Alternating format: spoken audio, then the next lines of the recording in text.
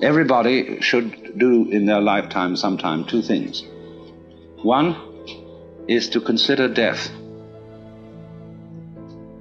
to observe skulls and skeletons, and to wonder what it will be like to go to sleep and never wake up. Never.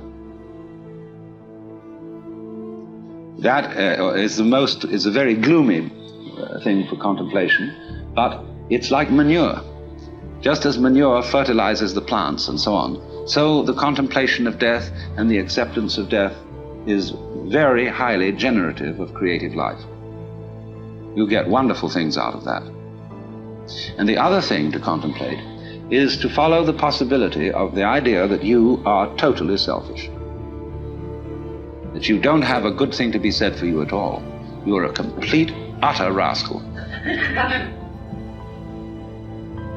Now, when you go deeply into the nature of selfishness, what do you discover? You say, I love myself, I seek my own advantage. Now, what is the self that I love? What do I want?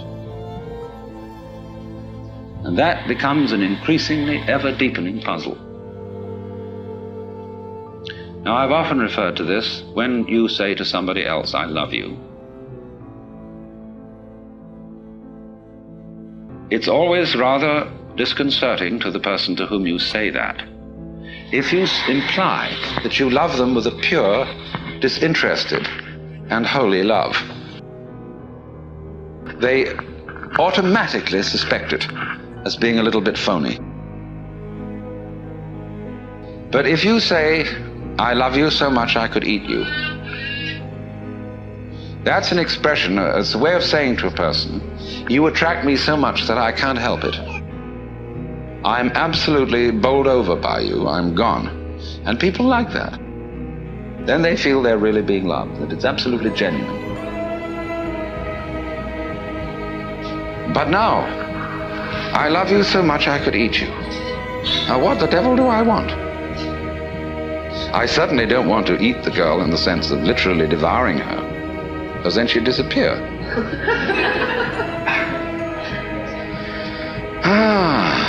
But I love myself. And what is me? In what way do I know me?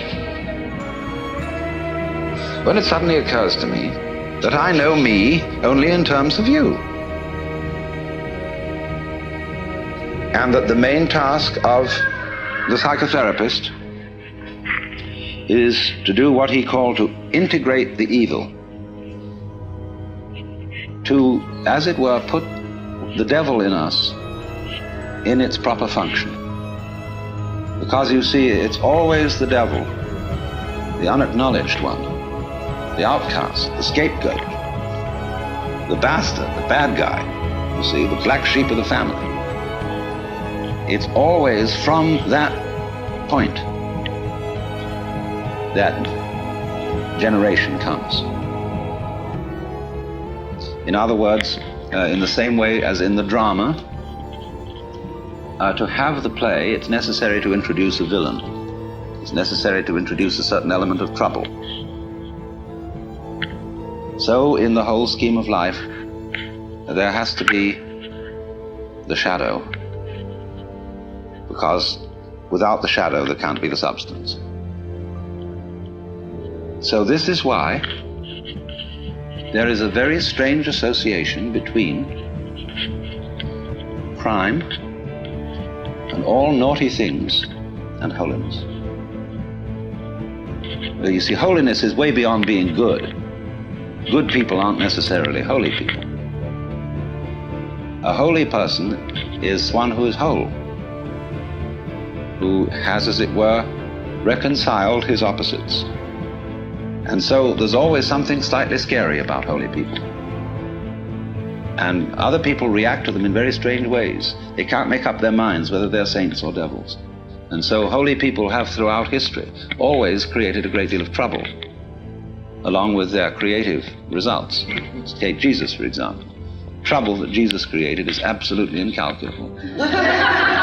Think of the Crusades, the Inquisition, the heaven only knows what's gone on in the name of Jesus. Very remarkable. Freud's a big troublemaker. Jung had a tremendous humor. And he knew that nobody can be completely honest. That you will try and you'll have a great deal of success in exploring your motivations and your dark, unconscious depths. But there will be a certain point at which you will say, well, I've had enough of that. You know? And do you see how, in a strange way, there's a certain sanity in that? When a person indulges in a certain kind of duplicity, of deception, there is something, you all laughed when I said that. There was something humorous about it. And this humor is a very funny thing. Basically, humor is an attitude of laughter about oneself. There is malicious humor, which is laughing at other people. But real deep humor is laughter at oneself. Now, why fundamentally do you laugh about yourself? What makes you laugh about yourself? Isn't it because you know that there is a big difference between what goes on the outside and what goes on the inside? Now, I passed you around a lot of embroidery to look at before we started. And I'm perfectly sure that you got the point. That there's a big difference between the front and the back. In some forms of embroidery, the back is very different from the front because people take shortcuts. In the front, everything is orderly, and it is supposed to be kind of messy on the back side. See, which side will you wear? You've got to be sure you get the front in the front and have the back in the back. The back has all the little tricks in it, all the shortcuts, all the lowdown that people don't acknowledge, see? And it's exactly the same with the way we live. You know, like sweeping the dust under the carpet in a hurry just before the guests come. I mean, we do ever so many things like that. And if you don't do it, if you don't think you do it, and you think, well, really, my embroidery is the same on both sides, see? Well, you're deceiving yourself. Because what you're doing is you're taking the shortcuts in another dimension, which you're keeping out of consciousness. Everybody takes the shortcuts. Everybody plays tricks. Everybody has in himself an element of duplicity, of deception. Because you see, from this point of view that I'm discussing, where the web is the trap, to be is to deceive.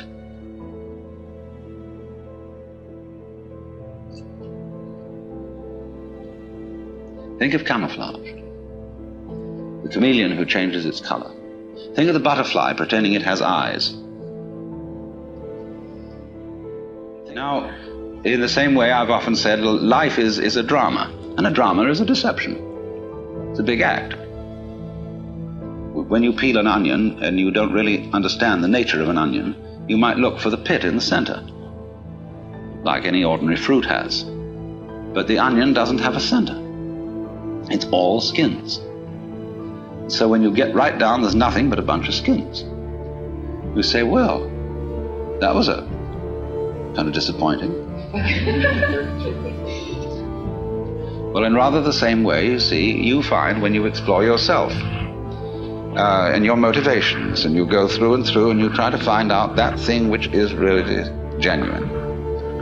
So you explore the onion, and you go in and in and in, and then you find, well, it's all a deception. Now then the question arises, who's deceiving who? Who's fooling who? I'm fooling me? What is fooling? Fooling is playing like you're there when you're not. You know, getting somebody else to answer your name in the roll call. So, we're all, you see, this is the metaphysical basis of it. This is what the Hindus mean by Maya, the world illusion. The world is playing it's there when it isn't. And it's a trap. And it sucks you in. And you can't get out of it. And it's a thorough big trap too. But always, when you get an idea like this or a feeling like this, follow it to its extreme. Don't back out from it.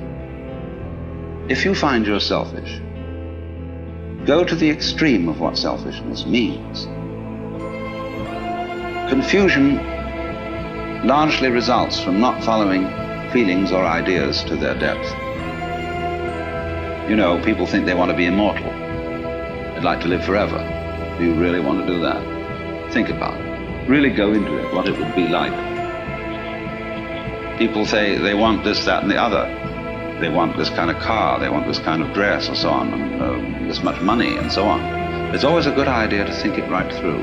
What it would involve, be in that situation, to have those desires fulfilled. Also, when you form a relationship to another person, think it through too. You see? How inconvenient could they be? However attractive. And always turn the embroidery round and look at the underside, but don't get caught doing it. See, that's something one does on the side in secret, because otherwise you play the game that everything is as it's supposed to be on the front. But that makes you humorous, and that makes you human.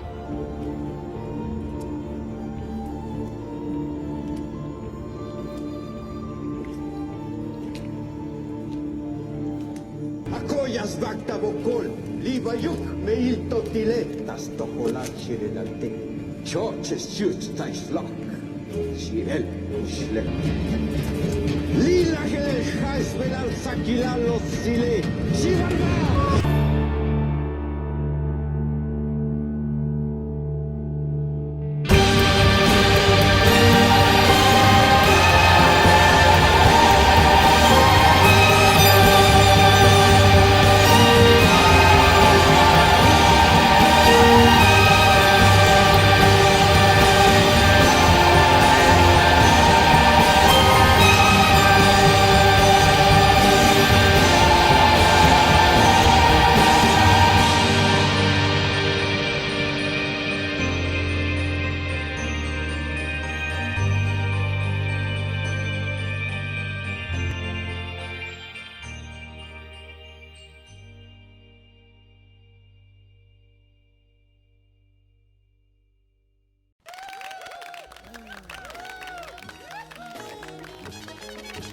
Brought to you by your TV.